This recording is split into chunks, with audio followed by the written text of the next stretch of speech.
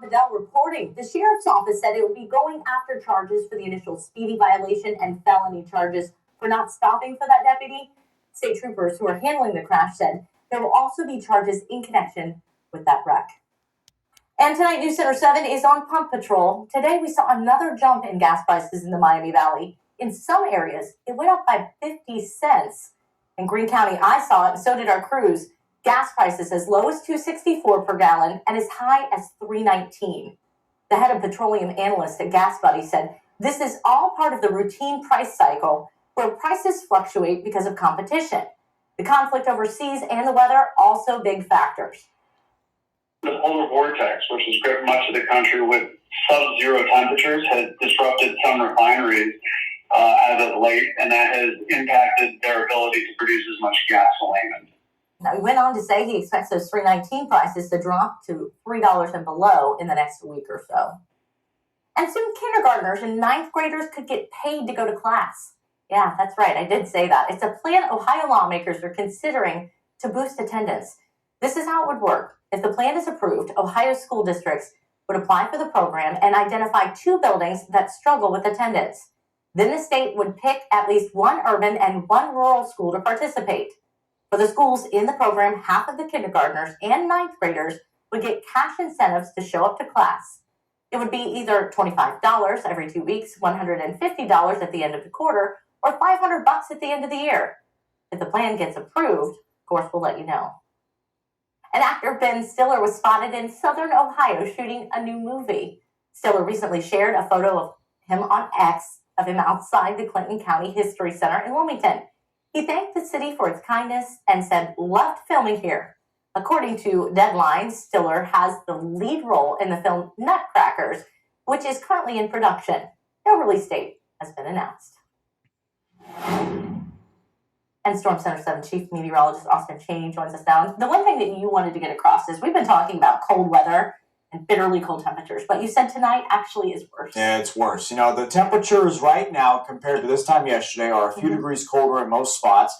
Not that, 10 to 8 makes that big of a difference, but there's also the wind. And so those wind chills are in the extreme territory tonight. So pets, absolutely, they cannot be outside. And if you have to be outside, if you work outside, layers, gloves, scarf. And a lot of people do. James and I were talking about this today at 5:30. A lot of people have to work outside. Yeah. So and you can do it. You just have to protect yourself. You got to protect yourself. Take this cold seriously. Let's take outside right now in Topeka. Something that is helping us to be colder tonight is the snowpack on the ground. So you can notice it's not a lot of snow, but there's enough of it out there. You combine that with the clear skies, and that's just a recipe in itself for a very cold night. Temperatures across the board right now continue to drop. Nearly everybody is in the single digits. Here in the city of Dayton, we're at 6 degrees, Salina 5 degrees, Enon 7 degrees.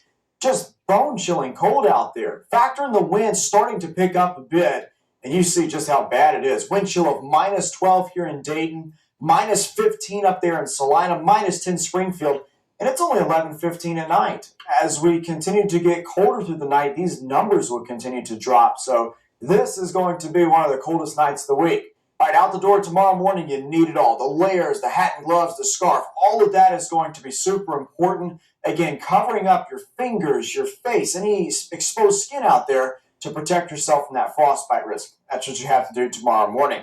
If you can get past the cold, which is really hard to do, the forecast isn't that bad.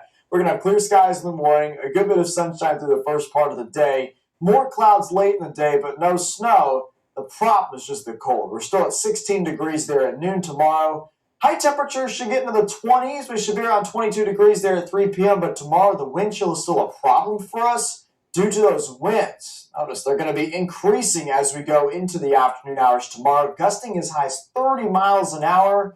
Anytime you combine that amount of wind with temperatures in the 20s, you're signing yourself up for a painful day. See out the door tomorrow morning. Wind chills may even be a little bit colder than what this model suggests, in the teens solidly. And then we go to the warmest part of the day tomorrow, and even though we're in the 20s, we still feel like the single digits thanks to those strong winds.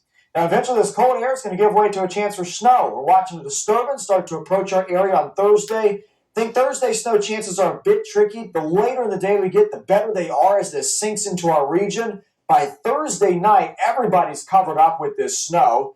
You see it gets a bit steadier and heavier, and then snow showers continue through Friday as well. Right now, we're fine-tuning those accumulations. 2 to 3 inches looks like a good bet in the early estimates of that system, maybe as high as 4 inches in some areas. And as we plan out your travel conditions, during the day Thursday, temperatures are in the upper 30s. The roads will probably be wet as that snow is falling. We go to Thursday night and Friday, though, we get colder, the snow continues to fall, and that's when those roads become snow-covered and a bit more hazardous. So, of course, we continue to fine-tune that part of the forecast as we get closer. Storm Center 7-day forecast tomorrow, very, very cold day, especially in the morning. Tracking snow chances, especially late Thursday through Friday, even into Saturday morning. Sunday's dry. Monday, 36 degrees. We're above freezing finally. Tuesday, 40, but it does come with a chance for rain. Thank you, Austin. All right, a sports update for you. New at 11, Dayton soared past St. Louis tonight for the team's 11th straight victory.